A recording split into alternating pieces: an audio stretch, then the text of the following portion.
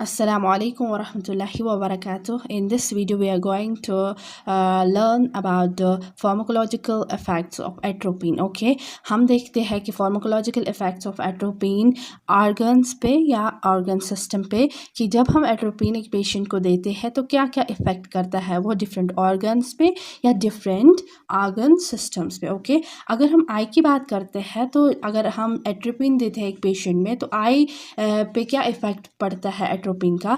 एक तो पेशेंट की आई जो है उसमें मिड्रियासिस होता है, लाइक पिपिल डायलेशन होता है, साइक्लोप्लेजिया होता है, लॉस ऑफ एकोमोडेशन जिसे हम कहते हैं. ओके, इंक्रीज होता है ऑक्यूलर इंट्राऑक्यूलर प्रेशर जो है पेशेंट का वो इंक्रीज होता है. एंड पेशेंट को क्या होता है, फोटोफोबिया. ओके, अब हम देखते हैं effect of atropine on heart. Heart में क्या करता है, एक तो इंक्रीज करता है हार्ट रेट, मीन्स टैकिकार्डिया करता है, इम्प्रूव करता है एवी कंडक्शन को, that is atrioventricular contraction. Okay, अगर हम लो डोजेज देते हैं एट्रोपिन के तो ये क्या काज करता है, ये काज करता है ट्रांजिएंट ब्रेडिकार्डिया. यहाँ तक समझ में आया.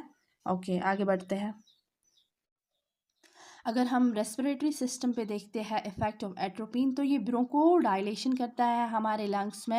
एंड ये क्या करता है, ये डिक्रीज करता है ब्रोंकियल सेक्रेशंस, यानी जो भी ब्रोंकियल सेक्रेशन होती है एक पेशेंट में ये उसको डिक्रीज करता है. ओके, अगर हम गैस्ट्रोइंटेस्टाइनल ट्रैक्ट की बात करते हैं, दैट इज GIT, तो ये उसमें क्या करता है, ये उसमें डिक्रीज करता है सलाइवेशन पेशेंट में.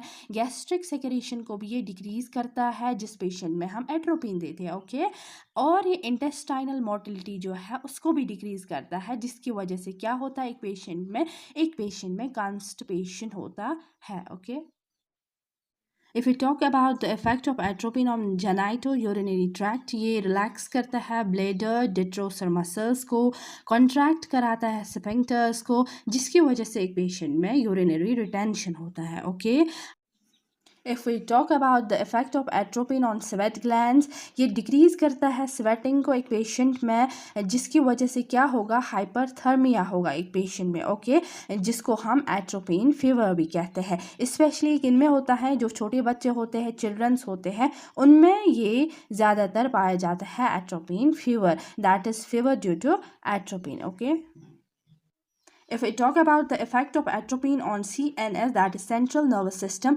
ये क्या काज करता है, ये माइल्ड स्टिमुलेशन काज करता है जब हम थेरापेटिक डोजेस पे एट्रोपिन को यूज़ करते हैं. लेकिन हाई डोजेस पे ये क्या काज करता है, ये एजिटेशन काज करता है, कन्फ्यूजन काज करता है, हेलोसिनेशन काज करता है एक पेशेंट में, एंड ऑल्सो डेलीरियम ये काज करता है एक पेशेंट में. ओके,